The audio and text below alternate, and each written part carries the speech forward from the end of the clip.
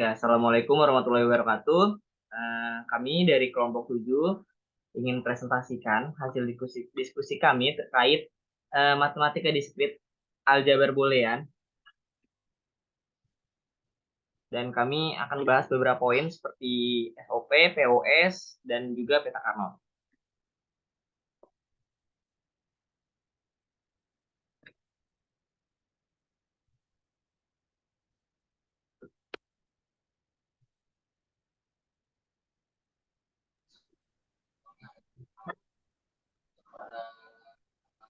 Oke, sebelumnya kami perkenalkan dulu dari anggota-anggota kelompok. Perkenalkan,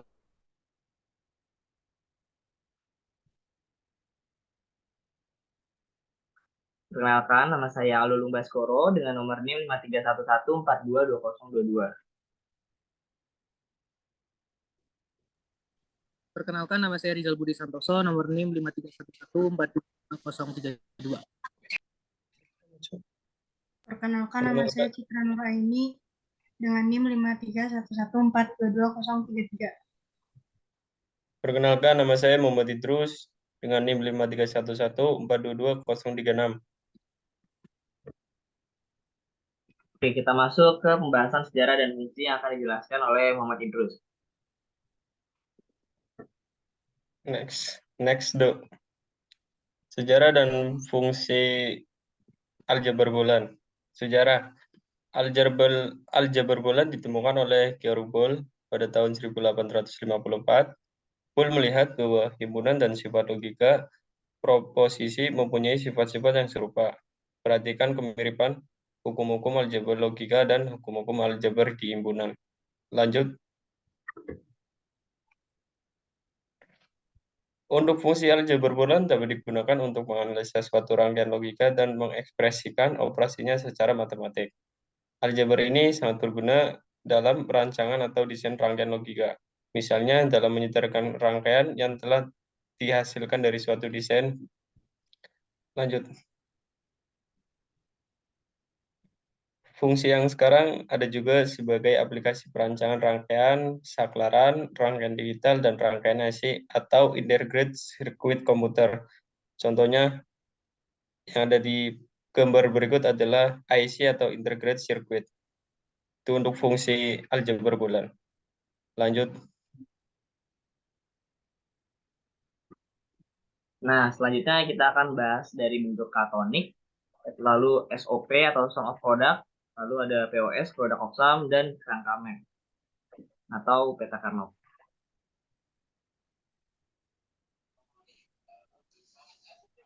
Untuk yang pertama, itu ada bentuk kanonik. Bentuk kanonik merupakan fungsi boolean yang diekspresikan dalam bentuk SOP atau sum of product atau POS, product of sum, dengan minterm atau maxterm. Dalam memahami secara lengkap, SOP, sum of product, diistilahkan dengan jumlah dari hasil perkalian. POS atau product of sum diistilahkan dengan perkalian dari hasil penjumlahan. Tipe kanonik, 1, ada SOP atau sum of product, 2, POS atau product of sum. Contoh, F, X, Y, Z sama dengan X aksen, Y aksen, Z aksen, plus X, Y aksen, Z aksen, plus X, Y, Z. Itu SOP. Istilah untuk SOP adalah minterm. Yang kedua, contoh yang kedua ada F X Y Z sama dengan X plus Y plus Z dikali X plus Y aksen plus Z dikali X plus Y aksen plus Z aksen. Itu disebut POS. Istilah untuk POS adalah maxterm.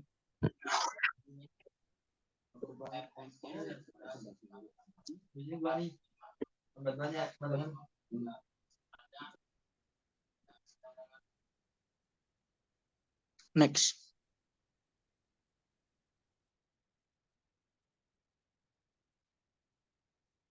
Selanjutnya ada SOP atau sum of product yang akan dijelaskan oleh Rizal Budi Santoso. Oke, baik. Pembahasan kali ini tentang SOP atau sum of product.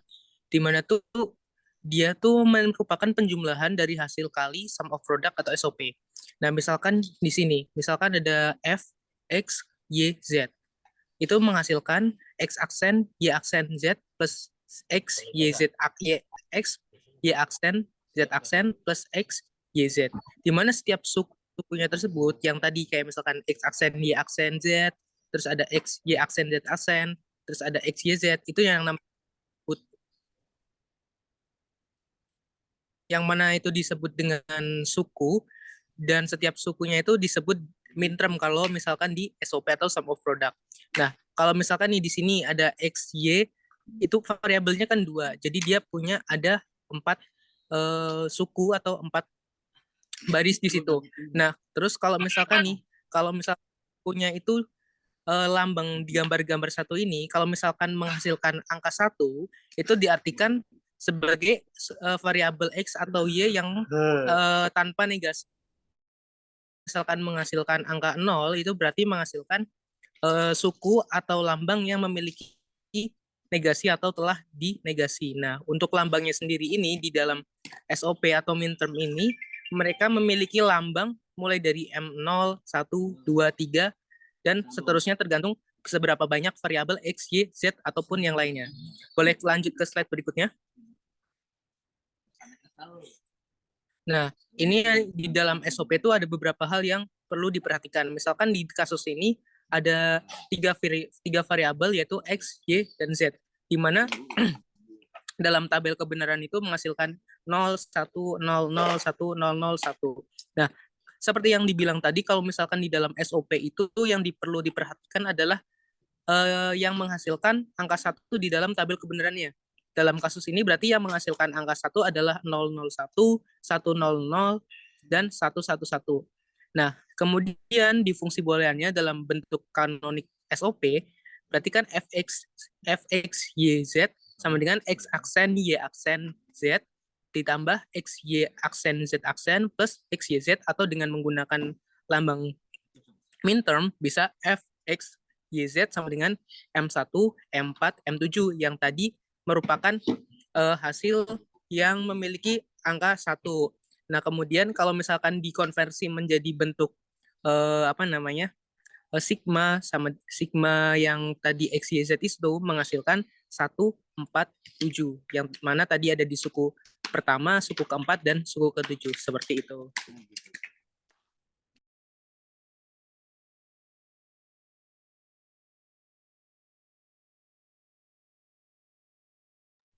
Selanjutnya ada product of sum yang akan dijelaskan oleh Citra Nuraini.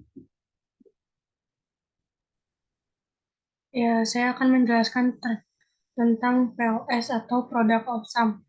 Product of sum atau disebut maxsum adalah perkalian dari hasil penjumlahan setiap suku merupakan hasil operasi penjumlahan. Dalam hal ini, selisih antara satu batang dengan batang lainnya dipisahkan oleh operator perkalian. Berikut salah satu contoh bentuk product of sum atau POS. 1.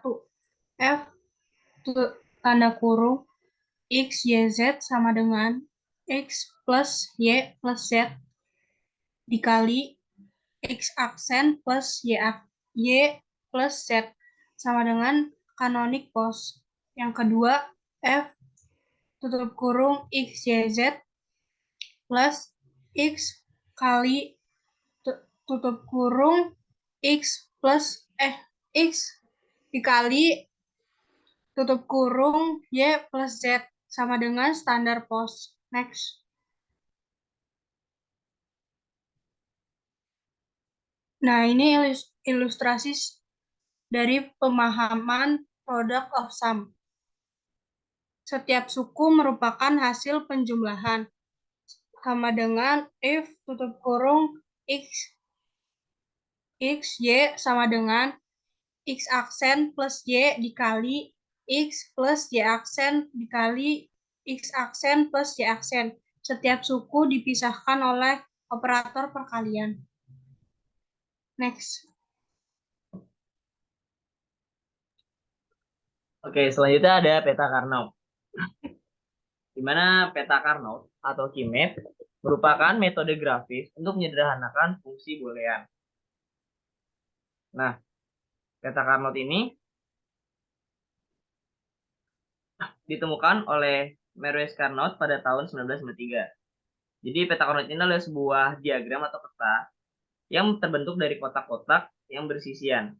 Setiap kotak itu mempresentasikan sebuah minterm, dan tiap kotak dikatain bertetangga jika minterm yang mempresentasikan berbeda hanya satu buah literal. Oke, di sini sudah ada peta Carnot dua kubah, di mana di sini ada tabel yang ada X dan ada Y, dan di sini ada nilainya. Ketika X-nya 0 dan Y-nya 0, maka dapat dilambangkan atau disimbolkan M itu 0, karena tidak memiliki nilai sama sekali. Dan ketika Y-nya 1 dan X-nya 0, maka dapat dilambangkan M itu 1, karena di sini nilai Y adalah 1 dan nilai X adalah 2. Oleh sebab itu, ketika Y-nya 0 dan X-nya 1, itu melambangkan M2. Dan ketika Y bernilai 1 dan X juga bernilai 1, maka di sini nilai Y dan nilai X dijumlahkan. Iya. Y itu kan nilainya 1 dan X itu nilainya 2. 2 kali 1 2. Terus 2 ditambah 1 3. Maka dilambangkan M3. Nah, di sini dapat kita ubah juga. Jadi seperti ini. Jadi X itu ke bawah, Y itu ke atas. Jadi ketika Y-nya 0 dan X-nya 0, maka melambangkan M0. Terus ketika Y-nya 1, X-nya 0, itu berarti M1. Dan ketika X-nya 1, Y-nya 0 itu melambangkan M2. Dan ketika X-nya 1, Y-nya juga 1, melambangkan M3. Nah, ini contoh nilainya seperti ini. Lalu di sini ada peta Carnot 3 kubah, di mana ada variabel X, Y, dan Z. Jadi ketika variabelnya semakin bertambah, maka di sini nilainya juga ada tambahan juga dari variabel ini. Jadi ketika dua variabel tadi nilainya 1 dan 2, nah ketika 3, dia nilai variabelnya jadi 1, 2, 4. Di mana Z itu nilainya 1, Y itu nilainya 2, dan X itu nilainya 4. Nah, di sini kan X-nya nilainya 1, Y-nya 0, Z-nya 0, maka dapat dilambangkan M4. Dan di sini Y-nya 1, Z-nya 1, tapi X-nya 0, maka dapat dilambangkan M3, karena di sini 2 ditambah 1, jadi 3. Di sini juga ada nih, X-nya 1, Z-nya 1, berarti 4 ditambah 1, melambangkan M5. Dan seterusnya. Nah, ini bentuk penyederhanaannya, tabelnya seperti ini ya. Jadi, X itu ke bawah, Y dan Z itu ke atas. Jadi, ketika X-nya 0, Y-nya 0, Z-nya 0, maka melambangkan M0. Tapi ketika X-nya 0, Y-nya 0, namun Z-nya ini nilainya 1 nih yang belakang. Kan YZ. Z-nya 1. Nah, nilai Z itu kan 1 ya. Jadi melambangkan M1. Begitu juga seterusnya. Lalu di sini ada peta Carnot 4 kubah. Jadi seperti yang saya bilang tadi, di mana semakin banyak variabelnya, maka nilainya pun semakin bertambah. Di mana Z itu adalah 1, Y-nya itu 2, X-nya itu 4, dan W-nya itu 8. Jadi 1, 2, 4, 8, 16, 32, dan seterusnya. Nah, tapi di sini kita hanya membahas sampai 4 kubah aja ya. Jadi, jadi ketika W-nya nilainya 1 dan yang lainnya 0, maka dia melambangkan M8. Lalu, ketika W-nya 1, X-nya 1, dan YZ-nya 0, berarti ini 8 ditambah 4, jadi 12. Seperti ini ya. Jadi WX, W-nya 1, X-nya 1, YZ-nya 0, berarti dia 12. Dan seterusnya. Nah, di sini ada jenis-jenis peta Carnot. Yang pertama itu adalah 2 buah, 1 yang sejajar. Jadi di sini, ini ada contohnya ya. Jadi ini termasuk contoh soal, di mana di dalam peta ini itu ada angka 1, 2 buah, angka 1 yang sejajar. Sejajarnya itu ada di baris W-nya 1, X-nya 1. Nah, di sini, ini sebelum disederhanakan, nilainya itu adalah WX, YZ. WX, YZ, kenapa WX, YZ? Karena di sini nilainya angka 11 bertemu dengan 11. W-nya 1, X-nya 1, Y-nya 1, Z-nya juga 1. Maka dia akan menunjukkan bilangan murni semua, yaitu W, X, Y, Z. Seperti apa yang dikatakan Rizal tadi di SOP. Jadi ketika angka 0, berarti dia dilambangkan memiliki aksen. Seperti ini. WX itu nilainya 1. Y-nya 1, tapi Z-nya 0. Maka Z-nya itu ada aksennya. Jadi WX, YZ ditambah WX, YZ aksen. Jadi angka 0 itu menambahkan aksen dan angka 1 itu menunjukkan murni. Nah, ini bukti secara aljabarnya. Jadi ketika dia ada dua buah satu yang sejajar, berarti kita bisa lihat di sini karena ini WX-nya cuma satu baris, jadi WX ini masuk. Namun kita lihat di sini di YZ. YZ dari baris ketiga ke baris keempat, Y-nya tidak berubah. Tapi dari Z-nya, dari baris ketiga ke baris keempat, dia berubah dari 1 menjadi 0. Maka di sini Z-nya hilang. Jadi dapat disederhanakan jadi WXY. Aljabar ini WXY. Nah, ini bukti secara aljabar ya. WXYZ tambah WXYZ aksen. Sama dengan WXY ditambah Z ditambah Z aksen. Ini kayak sifat komutatif ya kalau nggak salah. Jadi ini dipisah, Z-nya disatuin, ini jadi WX-nya jadi pengali, terus Z ditambah Z aksen itu jadi penjumlah. Nah, nilai dari Z ditambah Z aksen itu adalah 1. Jadi ketika ada dua variabel yang sama, tapi berbeda di aksennya aja, berarti dia menunjukkan nilai 1 gitu. Misalnya W ditambah W aksen, berarti itu sama dengan 1. Nah, ketika dia menunjukkan angka 1, berarti dia tidak perlu dianggap lagi. Jadi dia dihilangkan saja. Jadi WXY. Seperti itu. Lalu di jenis yang kedua itu ada 4 buah satu yang sejajar. Ini contoh soalnya seperti ini ya. Jadi ini di baris WX juga. Jadi WX-nya tidak berubah ya, tetap WX.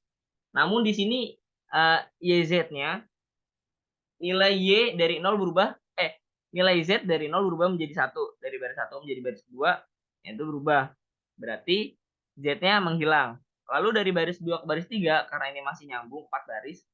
Dari baris kedua ke baris pertiga, itu huruf Y-nya mengalami perubahan dari 0 menjadi 1 juga.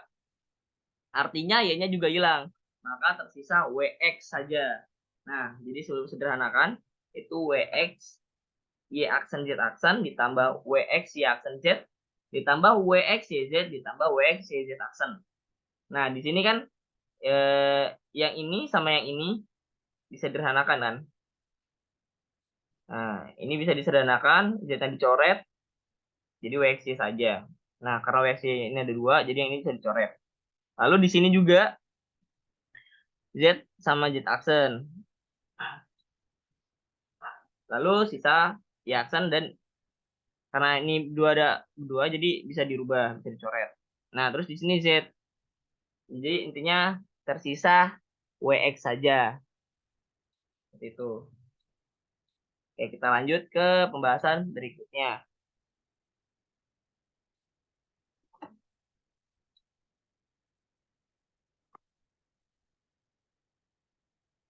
Nah, di sini ada syarat menentukan peta Carnot.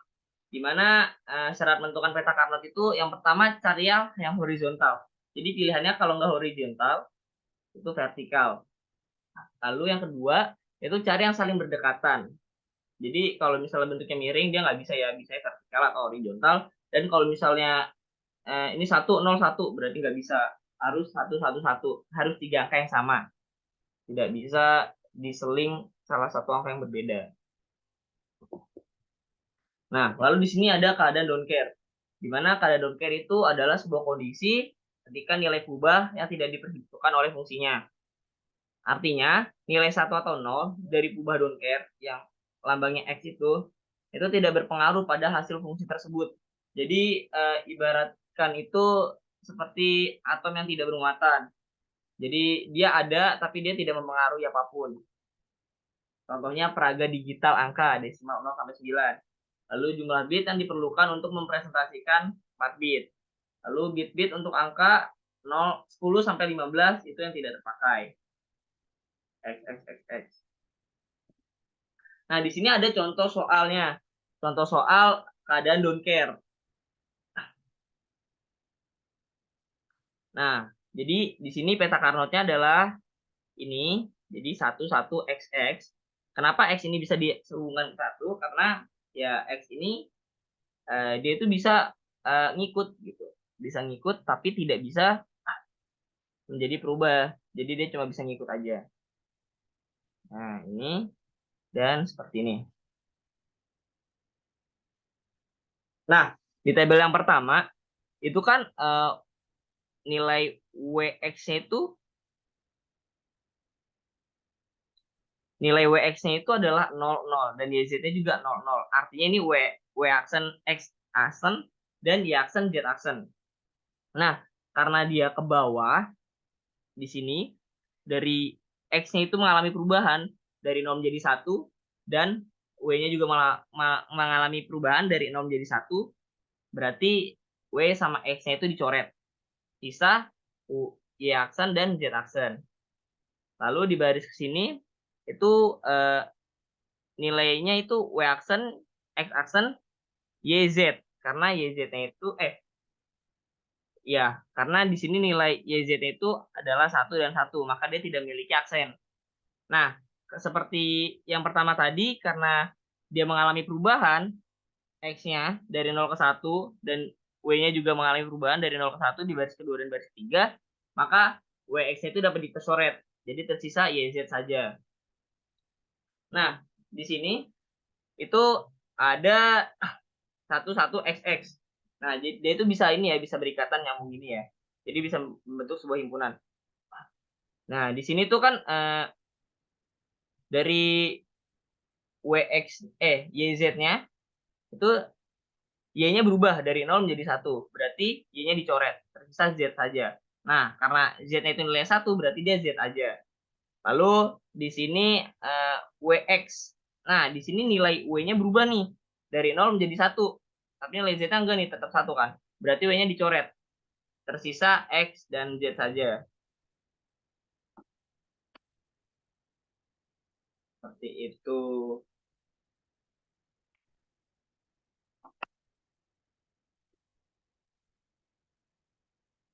Oke, mungkin cukup sekian presentasi dari kelompok kami. Kami mohon maaf jika masih banyak kekurangan dalam penyampaian dan penjelasan karena di sini kami pun masih belajar. Kurang lebihnya mohon maaf. Sekian, terima kasih. Wassalamualaikum warahmatullahi wabarakatuh.